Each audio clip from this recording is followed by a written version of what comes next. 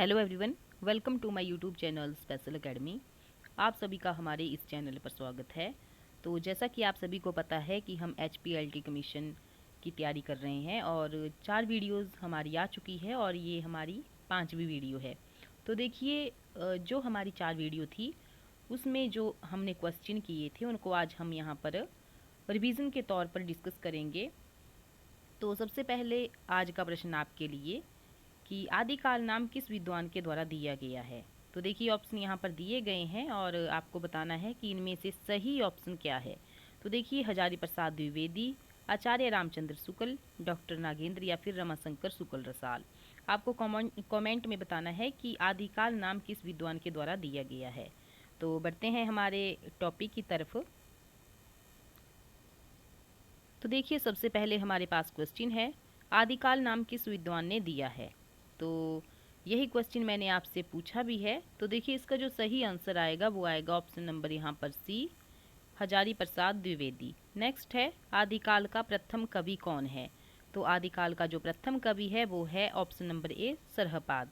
Next question है हमारे पास, राहुल सांकृत्यायन ने हिंदी का प्रथम कवि किसे माना है। तो देखिए, इसका जो सही आंसर आएगा वो आएगा ऑप्शन नंबर यहाँ पर बी, सरहपा। नेक्स्ट क्वेश्चन है, स्वयंभू लिखित रचना कौन सी है। तो देखिए, स्वयंभू लिखित जो रचना है वो है पौंचर्यू। ऑप्शन यहाँ पर बी सही हो जाएगा। नेक्स्ट क्वेश्चन है हमारे पास, आल्हा खंड के रचयिता कौन है।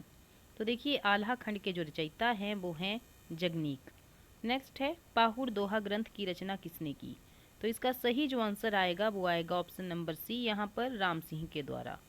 नेक्स्ट क्वेश्चन है, आदिकाल को वीर गाथा काल नाम किसने दिया है।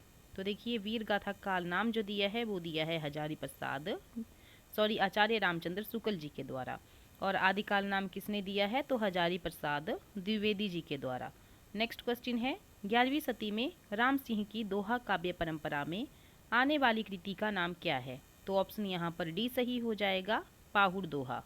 नेक्स्ट क्वेश्चन है, शालिभद्र सूरी को हिंदी का प्रथम कवि किसने माना है। तो देखिए, हिंदी का प्रथम कवि किसने माना है, तो गणपति चंद्र गुप्त जी के द्वारा। नेक्स्ट है, चारण काल किस काल का दूसरा नाम है। तो देखिए, चारण काल आदि काल का दूसरा नाम है। नेक्स्ट क्वेश्चन है हमारे पास, उपदेश रसायन रास के रचयिता कौन है। तो इसके रचयिता है जिनदत्त सूरी जी। नेक्स्ट है, हिंदी में लिखने वाला प्रथम मुसलमान लेखक कौन है। तो प्रथम मुसलमान लेखक कौन है, तो अब्दुल रहमान। ऑप्शन यहाँ पर सी सही हो जाएगा। नेक्स्ट है, हिंदी साहित्य की प्रथम रचना कौन सी है। तो हिंदी साहित्य की प्रथम जो रचना है वो है श्रावकाचार। नेक्स्ट है, भरतेश्वर बाहुबली रास के रचयिता कौन है। तो देखिए, भरतेश्वर बाहुबली रास के जो रचयिता हैं वो हैं शालिभद्र सूरी जी। नेक्स्ट क्वेश्चन है हमारे पास, वर्ण रत्नाकर के रचयिता कौन है। तो देखिए, वर्ण रत्नाकर के जो रचयिता हैं वो हैं ज्योतिरेश्वर ठाकुर। नेक्स्ट है, मैथिली का कवि कौन है। तो मैथिली का कवि कौन है, तो विद्यापति। और ये बहुत बार पेपर में पूछा भी जाता है कि मैथिल का कवि किसे कहा जाता है, तो विद्यापति जी को। नेक्स्ट है, सुमेलित कीजिए यहाँ पर। तो जगनीक की जो ग्रंथ है वो कौन सा है, परमार रासो। विद्यापति का है पदावली। अमीर खुसरो का है यहाँ पर दो सुकने। और स्वयंभू का है पौंचर्यू। नेक्स्ट क्वेश्चन है हमारे पास, आदिकाल का समय क्या है।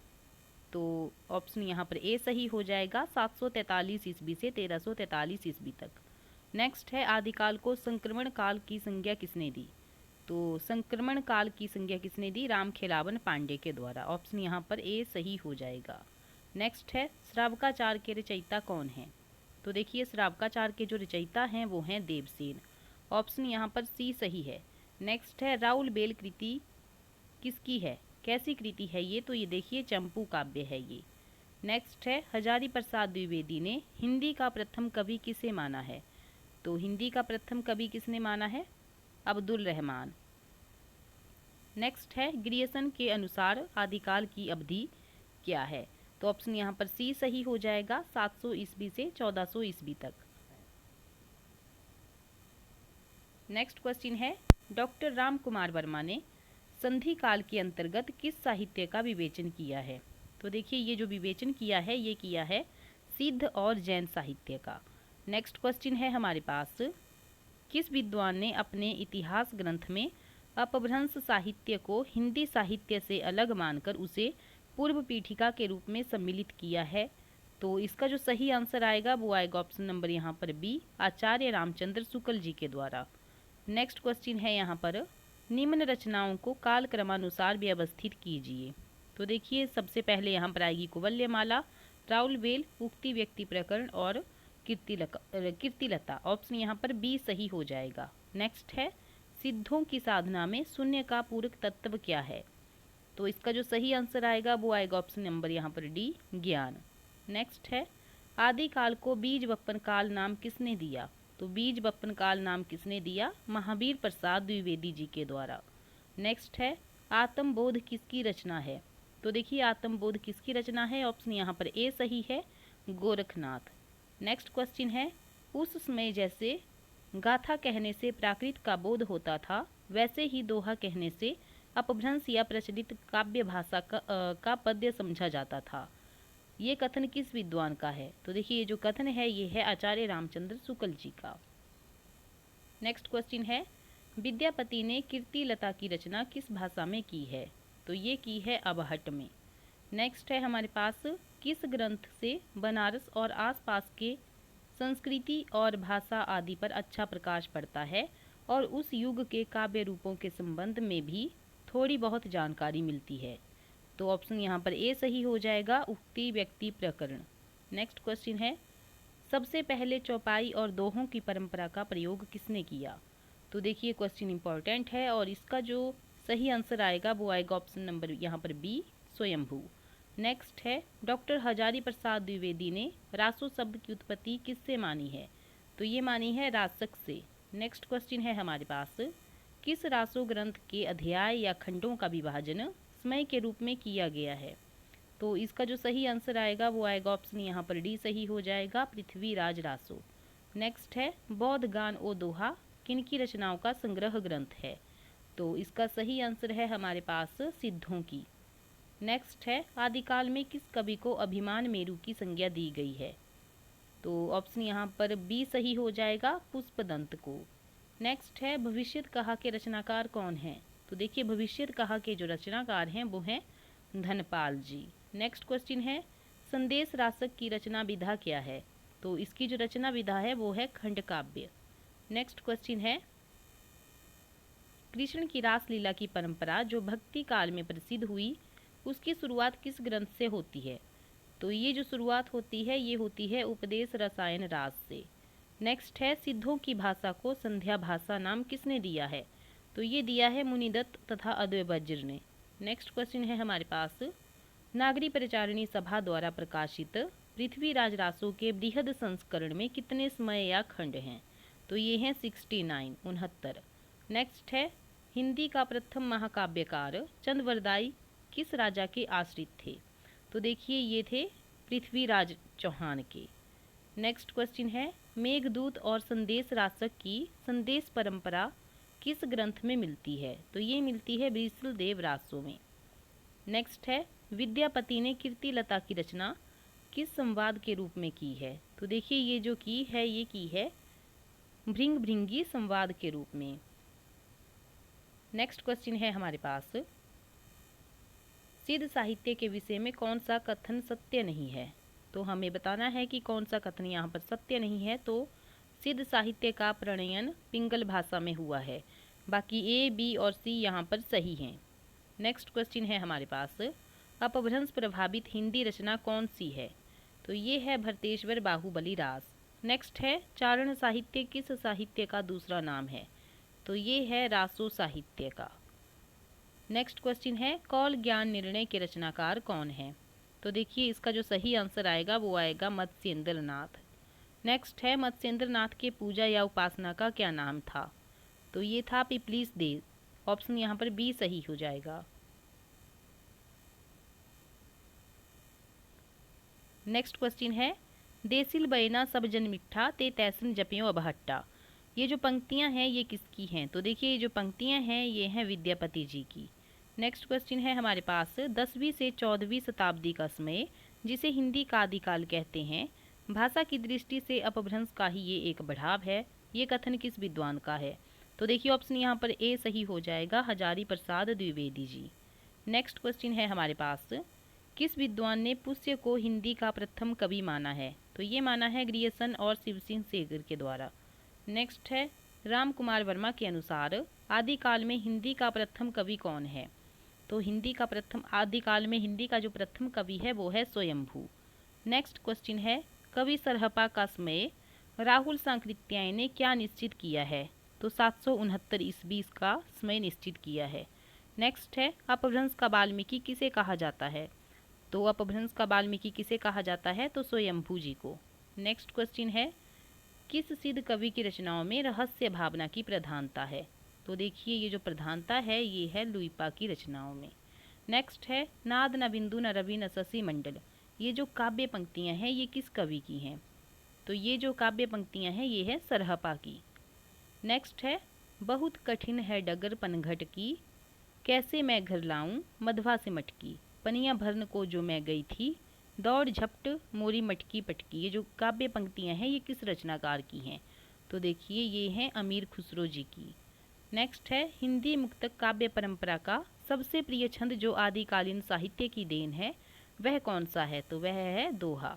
नेक्स्ट है, चौपाई के बीच दोहा की धत्ता देकर प्रबंध लेखन की परंपरा की शुरुआत किसने की? तो ये की थी स्वयंभू के द्वारा।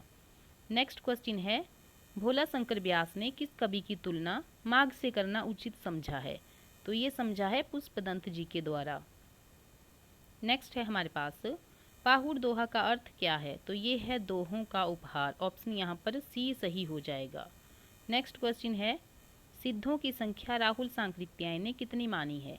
तो देखिए राहुल सांकृत्यायन ने सिद्धों की संख्या मानी है 84 84। नेक्स्ट है, डोम्बी गीतिका योगचर्या अक्षर दीकोपदेश किसके ग्रंथ हैं? तो देखिए ये जो ग्रंथ हैं ये है डोम्बिपा के।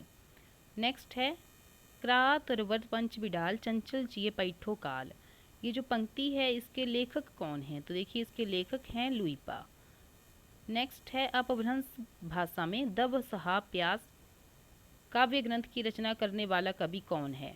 तो ये है देवसेन। नेक्स्ट है, कोसा वैश्या और स्थूल भद्र की कथा किस ग्रंथ में वर्णित है? तो ये जो कथा वर्णित है ये है स्थूली भद्ररास जिनधर्म सूरी। नेक्स्ट है, यहाँ पर नाथों की संख्या कितनी मानी गई है? तो नाथों की संख्या है 9 और सिद्धों की है 84। नेक्स्ट है, नाथ पंथ और नाथ संप्रदाय के सिद्ध मत, सिद्ध मार्ग, योग संप्रदाय, अवभूत मत और अवभूत संप्रदाय नाम भी प्रसिद्ध हैं। यह कथन किस विद्वान का है? तो देखिए ये जो कथन है ये है आचार्य हजारी प्रसाद द्विवेदी जी का। नेक्स्ट है, गोरखनाथ की रचनाओं सबदी प्राण संकली आत्मबोध आदि का गोरखवाणी नाम से संपादन किसने किया? तो देखिए ये जो संपादन किया है ये किया है डॉक्टर बर्थवाल के द्वारा। नेक्स्ट है, गुरु महिमा, इंद्रिय निग्रह, वैराग्य कुंडलिनी जागरण आदि का महत्व किस साहित्य में मिलता है? तो ये जो मिलता है नाथ साहित्य में। ऑप्शन यहाँ पर सी सही है। नेक्स्ट है, नाथ पंथ का प्रवर्तन किसने किया? तो ये जो प्रवर्तन किया ये किया गोरखनाथ जी के द्वारा। नेक्स्ट है, नौ लखी पात्री आगे नाचे पीछे सहज अखाड़ा अंजन माही निरंजन भेटियो, ये जो पंक्तियां हैं किस नाथ की हैं? तो देखिए ये जो पंक्तियां हैं ये हैं गोरखनाथ की। नेक्स्ट है, हिंदी का प्रथम गद्य लेखक मिश्र बंधुओं ने किन्हें माना है? तो ये माना है गोरखनाथ जी को। नेक्स्ट क्वेश्चन है, घासा दत्तांशी ने रासो शब्द की उत्पत्ति किस शब्द से मानी है? तो ये मानी है राजसूय से। नेक्स्ट है, रामचंद्र शुक्ल ने हिंदी का प्रथम महाकवि किसे माना है? तो चंद्र बरदाई जी को। नेक्स्ट क्वेश्चन है, खुमान रासो की रचना किस साहित्यकार ने की है? तो ये की है दलपति जी के द्वारा। नेक्स्ट क्वेश्चन है, कौन सा नाथ योगी स्त्री मोह में फंस गया था जिसका गोरखनाथ ने उद्धार किया था? तो देखिए इसका सही आंसर आएगा मछेंद्र नाथ। ऑप्शन यहाँ पर सी सही हो जाएगा।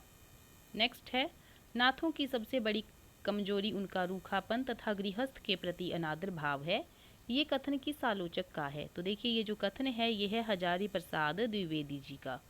नेक्स्ट क्वेश्चन है, पीयू चुतौड़ न आव्यू साबण पहली तीज जावे बाट विरहणी खिण खिण अवणवे खीज, ये जो ग्रंथ है किससे संबंधित है? तो देखिए ये है खुमान रासो से। नेक्स्ट क्वेश्चन है, आदिकाल को अत्यधिक विरोधों और व्याघातों का युग कहने वाले इतिहासकार कौन हैं? तो देखिए इसका सही आंसर आएगा हजारी प्रसाद द्विवेदी जी। नेक्स्ट है, पृथ्वीराज रासो के कितने संस्करण प्राप्त होते हैं? तो इसका सही आंसर आएगा ऑप्शन नंबर बी, 4 संस्करण। नेक्स्ट है, पृथ्वीराज रासो को सुख सुखी संवाद के रूप में रचित मानने वाले आलोचक कौन हैं? तो ये हैं हजारी प्रसाद द्विवेदी जी। नेक्स्ट क्वेश्चन है, विसल देव रासो का वाराहमासा विरह वर्णन किस मास से प्रारंभ होता है? तो ये होता है कार्तिक मास से। ऑप्शन यहाँ पर डी सही हो जाएगा। नेक्स्ट क्वेश्चन है, विसल देव रासो की रचना नरपति नाहला ने कब की थी? तो देखिए इसका जो सही आंसर आएगा वो आएगा ऑप्शन नंबर यहाँ पर ए, संवत 1212 में। नेक्स्ट क्वेश्चन है हमारे पास, चंदवरदाई कृत हिंदी का प्रथम महाकाव्य कौन सा है? तो देखिए ये जो चंदवरदाई कृत है हिंदी का प्रथम महाकाव्य, ये है पृथ्वीराज रासो। नेक्स्ट है हमारे पास, जैन साहित्य की सर्वाधिक लोकप्रिय काव्य शैली कौन सी है? तो देखिए जैन साहित्य की जो सर्वाधिक लोकप्रिय काव्य शैली है वो है रास काव्य। नेक्स्ट है, रासो ग्रंथों की भाषा कौन सी है? तो देखिए रासो ग्रंथों की जो भाषा है वो है डिंगल पिंगल। नेक्स्ट है, नल सिंह द्वारा रचित रासो ग्रंथ कौन सा है? तो इसका सही आंसर आएगा विजयपाल रासो। ऑप्शन यहाँ पर ए सही हो जाएगा। नेक्स्ट है, किस रासो ग्रंथ में आल्हा और उदल नामक 2 वीर सरदारों के वीरतापूर्ण युद्धों का वर्णन किया गया है?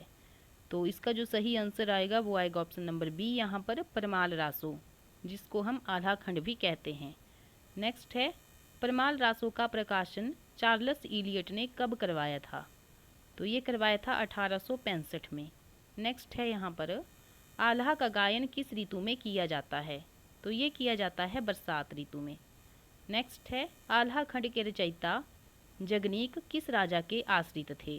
देखिए ये जो आश्रित राजा थे परमार्दी देव। नेक्स्ट है, पृथ्वीराज रासो के 30,000 छंदों का अंग्रेजी में अनुवाद किस लेखक ने किया है? तो ये किया है कर्नल जेम्स टॉड ने। देखिए स्टूडेंट्स, अगर आपको हमारी ये वीडियो अच्छी लग रही है तो आप वीडियो को लाइक और शेयर ज़रूर करें और हमारे चैनल को ज़रूर सब्सक्राइब करें। नेक्स्ट क्वेश्चन है हमारे पास, पृथ्वीराज रासो को अप्रामाणिक मानने वाले विद्वान कौन हैं? तो देखिए इसका सही आंसर है रामचंद्र शुक्ल जी। नेक्स्ट है, क्यामसबद्ध किस रासो ग्रंथ का प्रसंग है? तो ये है पृथ्वीराज रासो का। नेक्स्ट है हमारे पास, उक्ति व्यक्ति प्रकरण नामक व्याकरण के रचनाकार कौन हैं? तो देखिए इसका सही आंसर आएगा दामोदर शर्मा जी। नेक्स्ट है हमारे पास यहाँ पर क्वेश्चन है, शिलांकित कृति राउल बेल के रचयिता कौन हैं? तो इसका सही आंसर आएगा रोड़ा कवि। नेक्स्ट है, विद्यापति की प्रसिद्धि का प्रमुख आधार ग्रंथ कौन सा है? तो ये है पदावली। तो स्टूडेंट्स आज की हमारी इस वीडियो में इतना ही। जो हमारे अगले 50 क्वेश्चन बचते हैं उनको हम नेक्स्ट वीडियो में डिस्कस करेंगे। Thank you.